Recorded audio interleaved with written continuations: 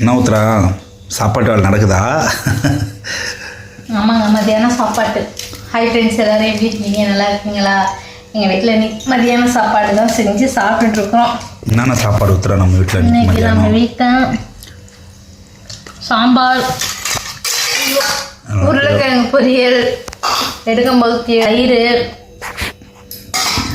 White rice, அப்பளம் இல்லை, அப்பளத்துக்கு பதிலாக பசங்களுக்கு ஸ்கூலுக்கு வறுத்து கொடுக்கறதுக்கோசரம் பேட்டு வத்த வாங்கி வச்சேன். சரி, ஒரு வேலைக்கு தானே அப்படின்னு சொல்லி இன்னைக்கு தான் நம்ம வீட்டில் லஞ்ச். சிம்பிளாக இருந்தாலும் சூப்பராக இருக்குல்ல? ஆமாங்க, நானும் சாப்பிட்டு தான் இருக்கு. டேஸ்ட்டாக இருக்குது சாம்பார் இன்னைக்கு. பசங்களை இப்போ ஸ்கூல்லேருந்து கூப்பிட்டு வந்தேன். சரி சாப்பிடுவோம் அப்படின்னு சாப்பிட்டு, முக்கியமான வேலை இருக்குது சாப்பிட்டுட்டு. முக்கியமான வேலை என்ன வேலை? ரொம்ப நாளாக செய்யணும்னு நினச்சாங்க, ஒன்றும் டைமே செட் ஆகல. இன்னைக்கு தான் எல்லா வேலையும் முடிச்சேன். சரி, இட்லி பொடி நசுக்கலாம்னு சொல்லிட்டு முடிவு பண்ணியிருக்கேன். இட்லி பொடி, எறா பொடி. அதான் இட்லி பொடி, எறா பொடி. இட்லி எறா பொடி. எறா பொடி சூப்பராக இருக்கும் தூள். உனக்கு நல்லா சுமையாக இருக்குமே. அதுதான் சரி வாங்கிட்டு வந்து கொடுத்தாங்களா, நானும் அதை வறுத்து, அது கொஞ்சம் வேலை இருக்குது. வறுத்து உம்மிலாம் இருக்கா, உம்மியெல்லாம் வந்து புடச்சி எடுத்துட்டு அதுக்கப்புறம் தான் வந்து எல்லாமே செய்யணும். அதனாலே செய்வோம்னு நினச்சேன்னா செய்ய முடியல. சரி, இன்றைக்கி எல்லா வேலையும் முடிஞ்சிருச்சா, சரி செஞ்சுருவோம். இது அப்புறம் சின்னவே வீணாயிடும்ல, அதனால செஞ்சுருவோம் அப்படின்னு சொல்லி சரி சாப்பிட்டு செய்வோம்னு சொல்லி சாப்பிட்டுட்ருக்குறேன். அப்படியா? சரி, ஓகே. டைலரிங் கிளாஸ்லாம் எப்படி போயிட்டுருக்கு? நல்லா போயிட்டுருக்குங்க. பரவாயில்ல, போய் 3 நாள் தானே ஆகுது. இன்னைக்கு வந்து கொக்கி கட்டை கற்றுக் கொடுத்தாங்க. ஃபர்ஸ்ட் நாள் வந்து பெடல் போட கற்றுக் கொடுத்தாங்க. 2வது நாள் வந்து மிஷின் வந்து நம்ம கண்ட்ரோலில் அந்த சுற்றுறது இருக்குது தெரியுமா, அது வந்து நம்ம கண்ட்ரோலில் வர மாரி சுற்றுற மாரி சுற்றி நியூஸ் பேப்பர் வச்சு நேராக அப்படியே லைனாக தையல் எப்படி நம்ம கோணலாக போகாமல் நேராக எப்படி போடுறது, பெரிய மிஷினில் நியூஸ் பேப்பர் வச்சு சொல்லி கொடுத்தாங்க. இன்னைக்கு வந்து அந்த மிஷினில் வந்து காஜா, அப்புறம் இன்னொன்று என்னமோ சொன்னாங்க, அது பேர் வர காஜா, கொக்கி கட்டுறது, இன்னொன்று இருக்குது. அடியில் மிஷினுக்கு அடியில் போடுறது, அந்த இது வச்சு நூலை வச்சு, அதெல்லாம் வந்து இன்னைக்கு சொல்லி கொடுத்தாங்க. பரவாயில்லையே, 3 நாள் நிறைய டெவலப் ஆயிடுச்சு அதுக்கு. ஒரு டைம் தான் சொல்லி கொடுக்குறாங்க. இதெல்லாம் கொஞ்சம் ஈஸியாக தான் இருக்குது. இன்னும் ஜாக்கெட் கிட்ட போகும்போது தான் தெரியும் நிலவரம் என்னன்னு. எப்படியும் கூடிய சீக்கிரம் பார்த்தாக்கா இன்னும் 1 மாதத்துலேயும் பிக்கப் ஆகி கற்றுப்பியாட்டுக்கு. 2 மாதம் கூட போவதாட்டுக்கு. அதாவதுங்க, அவங்களுடைய முயற்சி தான் எதாக இருந்தாலும். ஆமாம், முயற்சி தான். அவங்களே பரவாயில்லம்மா. நீங்கள் ஃபஸ்ட்டு நான் போய் விசாரிச்சுட்டு வந்தேன்னே ஏற்கனவே சொன்னேன் பார்த்தீங்களா. அவங்க சொன்னாங்க, நீ அப்பயே வந்தால் இந்நேரம் நீ ப்ளவுஸே தைக்க கற்றுந்துருப்ப. நீனு இவ்வளோ கேப் விட்டதுனால இதாகிடுச்சு. இப்பயும் ஒன்றும் பிரச்சனை இல்லை அப்படின்னாங்க. அதனால ஒன்றும் பிரச்சனை கிடையாது. நம்மளுடைய முயற்சி தான். அதையும் கற்றுக்கலாம், 10 நாள்லையும் கற்றுக்கலாம். முயற்சி பண்ணால் எதுவும் முடியாது, ஒன்றும் இல்லை. ஓகேவா? முடியும். சரி, ஓகே. அப்புறம் சரி, சாப்பிட்டுட்டு நம்ம எறாப்பொடியை போய் நசுக்குவோம். எறாப்பொடி நீ நசுக்கு, எனக்கு கடையில் வேலை இருக்குது. ஓகேவா? நீ நசுக்கிட்டு எப்படி ரெடி பண்ணன்னு காட்டு வீடியோவில். சரி. என்ன தயிர் ரசம் வைக்கலையா? டெய்லியும் ரசம். ரசம் காலியாச்சு. அதனால இன்னைக்கு தயிர், நாளைக்கு ரசம். இன்னைக்கு தயிர், நாளைக்கு ரசம். ஒரு நாளைக்கு வச்சுன்னா 2 நாளைக்கு இருக்குங்க எங்கள் வீட்டில் ரசம். அதனால சரி மாற்றி அப்படி செய்ய வேண்டியதான். நேற்று ஸ்கூட்டி எவ்வளோ தெரியுமா செலவாச்சு சர்வீஸ் பண்ணுறதுக்கு? 1300 ரூபாய். 1300 ரூபா. இதுலேயே நான் இன்னொரு மிஸ்டேக் விட்டுட்டேன். வண்டி போகும்போதே டபுக்குன்னு இந்த ஆஃப் ஆகிடும், ஸ்லோவாகிடும்.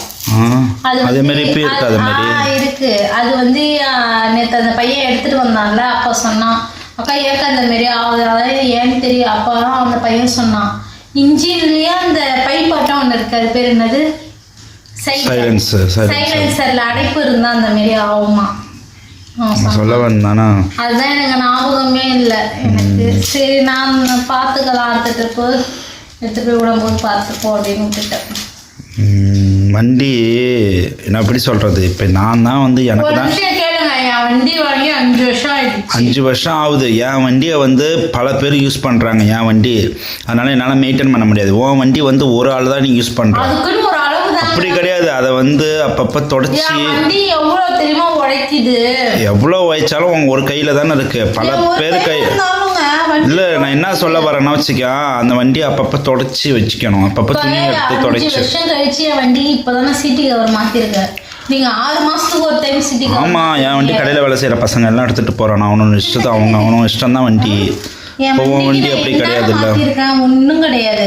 அப்பப்போ இந்த ஆயில் மாற்றுவேன், ஏதாவது பிரேக் கொஞ்சம் வந்து கம்மியாக ஆகும், அதுதான். மற்றபடி வேறு எதுவுமே கிடையாது என் வண்டிக்கு. இது வரைக்கும் நான் எதுவுமே செஞ்சது கிடையாது.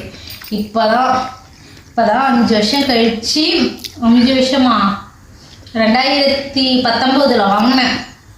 இப்போ 2025 நடக்குது. இந்த வருஷம் ஆகஸ்ட் மாதமா இன்னும் வந்தால் தான் 5 வருஷம்.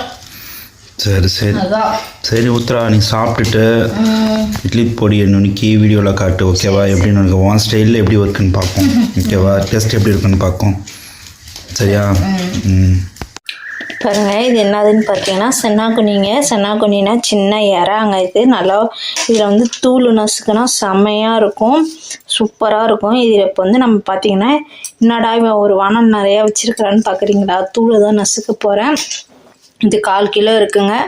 இப்போ இதை வந்து நல்லா வந்து நம்ம பொன்னிறமாக வறுத்துக்கலாம், எண்ணெய்லாம் ஊற்றாமல். நான் இதே பாத்திரத்தில் மாற்றி வச்சுட்டேன், வெயிலில் வச்சு காய வச்சு. இப்போ வந்து நம்ம தூள் நசுக்க போகிறோம். எவ்வளோ சூப்பராக இருக்குது பாருங்கள். இது நல்லா நம்ம சிம்மில் வச்சு ஒரு 5 நிமிஷம் நல்லா இது வந்து க்ளீன் பண்ணணுங்க. நான் எப்படி க்ளீன் பண்ணுறதுன்னு நான் சொல்கிறேன் நான். இப்போ இதை வந்து நல்லா வறுத்துக்கலாம், நல்லா கொஞ்சம் வாசனை வர அளவுக்கு நல்லா வறுத்துப்போம். நம்ம இந்த பாத்திரத்திலே வச்சுட்டேன் நான். இப்போ இதை நல்லா வந்து நம்ம வந்து அடி பிடிக்காமல் நல்லா கிண்டி விட்டுட்டே நல்லா வாசனை வர அளவுக்கு நல்லா வறுத்துப்போம். நான் வறுத்துட்டு காமிக்கிறேன் பாருங்கள். நல்லா வந்து நான் வறுத்துட்டேன், நல்லா சூடாக இருக்குது, நல்லா சூடு பதம் வந்துருச்சு. இந்த பதம் வந்தால் போதும். இப்போ வந்து நம்ம வந்து ஒரு முறத்தில் மாற்றி நல்லா கொஞ்சம் ஆற விடுவோம். ஆற விட்டதுக்கப்புறம் நான் காமிக்கிறேன். ஏறாப்பிடி வந்து நல்லா வந்து வறுத்து நம்ம இப்போ காய வச்சுருக்கோம். இப்போ பாருங்கள், ஒரு 200 கிராம் பொட்டுக்கடலை கொட்டிக்கலாம். நான் எதுவுமே எண்ணெய் ஊற்றலைங்க, வெறுமனையாக தான் வந்து வறுக்கிறேன், எண்ணெய் ஊற்றாமல் வறுக்கணும். இது நல்லா வறுத்துக்கலாம்.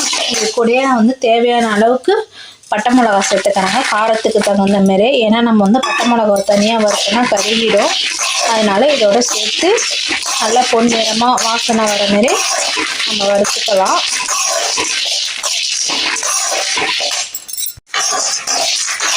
பாருங்க, நல்லா வறுத்துட்டேன், நல்லா கலர் மாறுது, போதும் இந்த அளவுக்கு வறுத்தது. இப்போ வந்து வேறு பாத்திரத்தில் மாற்றிக்கலாம். பாருங்க, நல்லா கலர் மாறி வந்துடுச்சு, போதும் இந்த அளவுக்கு வறுத்தது. இப்போ இதையும் அது கூட நம்ம சேர்த்துப்போம். அதனால் எதுவுமே பொட்டுக்கடலை இதெல்லாம் வறுத்து வச்சுருக்கேன், அது கூட சேர்த்துப்போம். இப்போ வந்து நம்ம மிளகு சீரகம் தான் சேர்க்க போகிறோம். அது சும்மா ஏற்கனவே நம்ம எல்லாம் வறுத்ததுனால இந்த வானல் வந்து சூடாகவே இருக்கட்டும். நான் ஒரு 50 மிளகு சேர்த்துக்கிறேன். 50 மிளகு 50 ஜீரகம் சேர்த்துப்போம். ஏன்னா கொஞ்சம் நல்லா காரமாக இருந்தால் தான் பொடி வரும், நல்லாயிருக்கும். ஏன்னா இது நம்ம ரெகுலராக யூஸ் பண்ண மாட்டோம். ஏன்னா இது வந்து கவுச்சுன்றதுனால ரெகுலராகவே யூஸ் பண்ண மாட்டோம். அமாவாசை கிருத்திகை இந்த மாதிரி நாளுக்கெல்லாம் நம்ம எடுக்க மாட்டோம். சாதா பொடியாக இருந்தால் ரெகுலராக இருக்கும். இது நல்லா இந்த வானல்லே நல்லா ஒரு சூடு காமிச்சு வறுத்துக்கலாம்.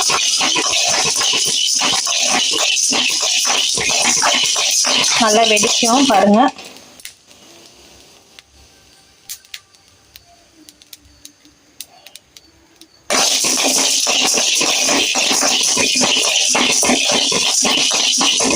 போதும் இந்த அளவுக்கு. இப்போ இதையும் அது கூட சேர்த்து ஆற வச்சுருவோம்.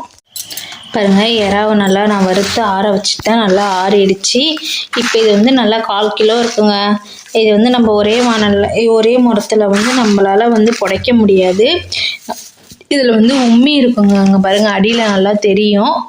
அடியில் பார்த்தா நல்லா தெரியும், உம்மி இருக்கும். அதை வந்து நம்ம வந்து கையால் இப்படி லைட்டாக இப்படி கிண்டி விட்டோன்னா அந்த உம்மிலாம் நல்லா உதிர்ந்துடும். ஏன்னா நம்ம வறுத்துட்டதுனால உம்மிலாம் நல்லா வெளில வந்துடும். உம்மியோடு அரைச்சா நல்லா இருக்காதுங்க தூள். நம்ம இதை என்ன செய்ய போகிறோம், இப்போ கொஞ்சம் கொஞ்சமாக தான் புடச்சி எடுத்துக்க போகிறோம். இந்தமாரி ஒரு 10 டைம் நல்லா வந்து இறாவை நல்லா இப்படி உபிரியாக எடுத்து விட்டிங்கன்னா அடியில் வந்து உம்மி தேங்கிடும். நம்ம வந்து தனித்தனியாக கொஞ்சம் கொஞ்சமாக புடச்சி எடுத்துக்கிட்டோன்னா நல்லா சூப்பரான பக்குவத்துக்கு வந்துடுங்க.